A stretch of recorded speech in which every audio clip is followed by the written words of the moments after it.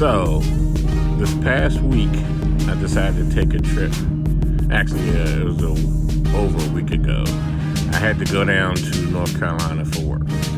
And if you don't know my story, I bought a 24-foot car hauler and turned it into a cargo trailer conversion camper. And since I had to go down to North Carolina for work, I decided to take a trip, keep heading south down to Jacksonville, Florida. You know, one of my co-workers lives in Jacksonville, and I figured I'd come down and check out Jacksonville to see how it was. They're actually in Jacksonville Beach, and this is right in between Jacksonville, the city, and Jacksonville Beach. This is Hanna Park. So I get down to Hanna Park and pull into my campsite. And that's one of the campsites there where you see that white pedestal with the light on it. You get electric, you get water, you get sewer hookup for $30 a night, which you can't beat that. And it's a beautiful spot.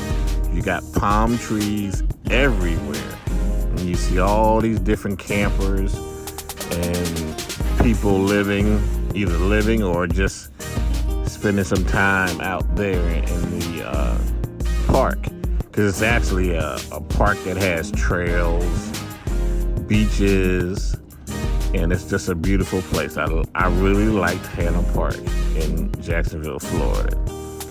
But I had checked the weather beforehand, like I always do when I'm traveling. It said a chance of rain a couple days. I was like, well, that's Florida for you, right? I get there, I park, set up, everything's fine.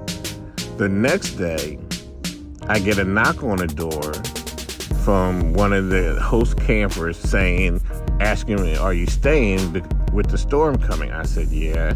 I said, when I looked at the forecast, it didn't look like it was going to hit here. He said, okay, that's fine. If you're going to stay, you have to sign a waiver. I laughed. I signed the waiver. I was like, it's cool. And then maybe 2 hours later, the Jeeps are coming around with security with the bullhorns towing, and everybody have to evacuate down to the beach. So this is mandatory evacuation because they're afraid some of these trees may topple over, crush your camper, and possibly crush you. So now you're seeing me after I hooked my camper back up to my Chevy Silverado and started heading towards the beach. All the while I'm thinking in my head, how is the beach a safe place to go? But nevertheless, here we are on the beach road. On the right side, right over those trees, is the beach itself. And you see all the campers, all the different styles, and everybody with their motorcycles trailing, their Jeeps trailing. It's a sight to see. It probably had to be over 200 campers that had to hook everything up, unhook everything, load up, and come on down to the beach. And it was a very interesting time. Now, we sat there for maybe an hour or so before the storm really kicked in. And when I say it kicked in, it kicked in. We got 2 tornado warnings while we were sitting there. By the second tornado warning, I got out of the trailer itself, got in my truck, started it up, and reached out to my coworker. They gave me their address. I said, if things get any worse, I'll be outside your house. But it did blow over. And believe it or not, this right here is after the storm. The main part of the storm has blown over. So I decided to take a ride on my way back to my campsite to pull onto the parking lot for the beach itself so I could see what it looked like. Now, I didn't realize that some of the campers actually pulled onto the parking lot for the beach. I might have pulled here and watched the storm. I'm sure it was a sight to see. And you see the water's still rough out there, but this is the aftermath. This isn't what it looked like in the heart of the storm. This is the calm part compared to where it was. But it was very interesting to wait out a storm and get tornado warnings with your trailer sitting by the beach. That was an experience I hadn't experienced before. Don't really want to experience again. Now, I saw this camper and thought it was amazing. Retro from the beginning, from the front to the back.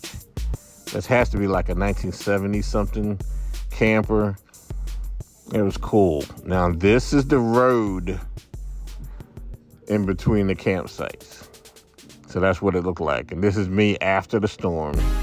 I'm in here rewiring a few things.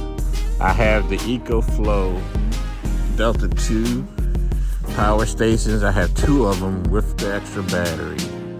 So it gives me about, 2,000 watt hours of power on each one. I love them.